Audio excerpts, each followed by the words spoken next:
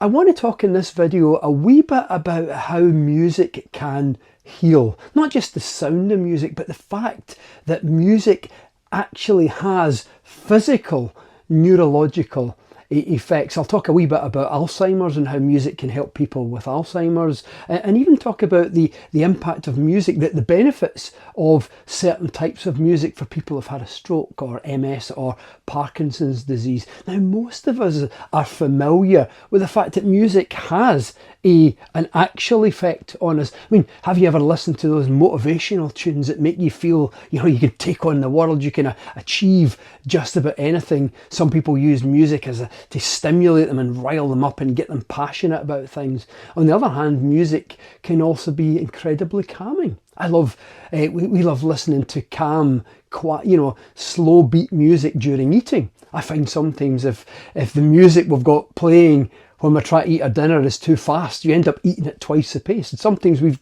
literally got to change the track just to put a slower piece of music on, and then you end up eating a bit slower. And that's because the beat is processed by your brain, and a slow beat actually slows your thinking.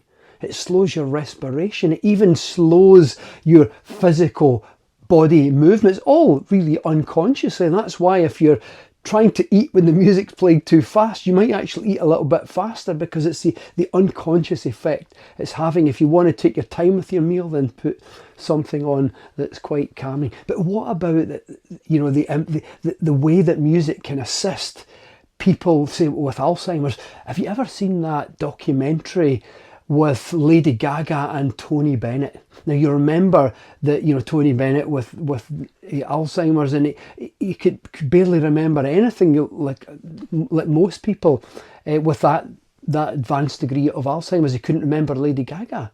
But once he heard the song, heard the tune, maybe the words to the song, it was like everything came back to him. And now he could remember the words to hundreds of songs, and he remembered Lady Gaga, and everything comes back. Now, the reason why this works this way is because music impacts billions of neurons, and it connects all over the brain. So it isn't just that there's a music part of the brain. Literally, when you listen to a song, it stimulates and activates parts of the brain all over, and the thing is, it connects them all together. And this is the key, because music is a full sensory experience. You're listening to the song, but you're hearing it, and you're feeling it in your body. You're moving your body. You're tapping your feet, depending upon the type of music, and you're having like a visceral experience. You might even find your mind wanders as well, or you're playing the music.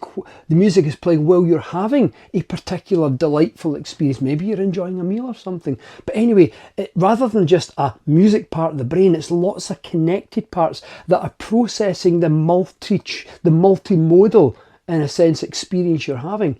So here's the thing: when a person with dementia hears, say, a few words to the song, or the beat, or a bit of the tune, that becomes a neural access point. In other words, it might impact one part of the brain, and that's the access point. But now, because all of these regions of the brain are connected through that multi-sensory experience of the music, it triggers all these other connected neurons, and with that comes back a flood of memories. And memories of when you first listened to the song, or some of the times you listened to the song, and all the people that were present in those memories. That's why Tony Bennett could remember Lady Gaga when he was singing the song, but not beforehand. And so all these things come back, and so music can help Alzheimer's patients unlock seemingly lost memories. Isn't that absolutely incredible? So music is this magical thing that, because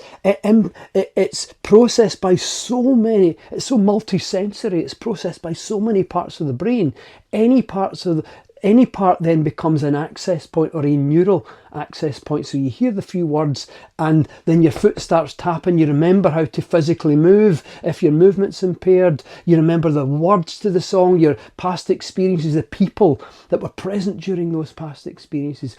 And that little foot tapping thing, this helps explain why some types of music have now been shown to help patients who've got Parkinson's disease, MS, multiple sclerosis, or even who've had a stroke, and in some ways even helps people for a similar reason who stutter. And the reason why the physical things like Parkinson's, MS, and a stroke, and to a slightly different extent the stuttering, the reason why music can benefit here is because there can be impairment to the brain's internal timing, the way the brain internally times and spaces things out, and that's obviously a real challenge for people with movement disorders. So, for example, with Parkinson's, some Parkinson's patients have difficulty starting to move, and other Parkinson's patients have difficulty stopping once they've started, and even find themselves accelerating.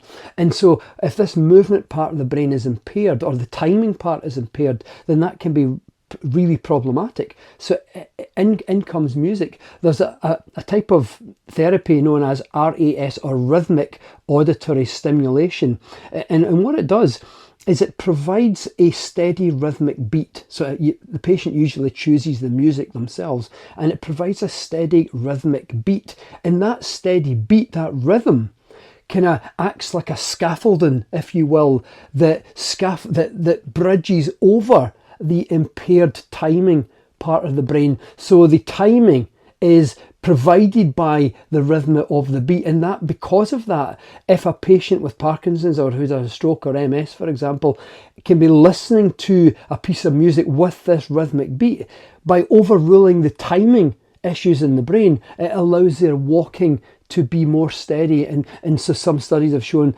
walking smoothness is improved, gait is improved, timing, everything, all these different aspects of walking is improved. Isn't that absolutely amazing? Anyway, I just wanted to share a few things like that in this video, because I think we often just think of music as the thing that we tune into for pleasure. And I love the fact that neuroscientists are delving deeper into some of the deeper aspects of what music actually does in the brain and the body, and figuring out ways that we can then use this to help people who are maybe having some real struggles in their life. So here's something to try, just given the fact that you know this, that music impacts lots of different parts of the brain, just notice it. So put a pair of headphones on it, which is quite helpful because it drowns out everything else, and just put on a song from your past, something that maybe you used to listen to years ago, maybe you haven't listened to it for years, and just notice if it brings back memories of past times, and even notice how your body maybe as your body try to tap out a rhythm, or is your body moving in a different way? Is your posture changing to maybe something like what it used to be back then? Do your body feel stronger or different or something? Just notice, and as you notice, just realize that that's because the music itself is impacting and processed by so many different connected regions of the brain. And just listening to the song not only accesses one part of the brain, but it triggers that cascade where all the connected regions light up, and that's why it brings out not just the memory of the words to the song, but memories of the experiences that you had, or even daydreams that you had, things that you used to imagine that could possibly be when you listen to those songs. All of these things can be triggered when you listen to a song. So have a wee go, just to prove to yourself that this is how it works in the brain, and see how you get on.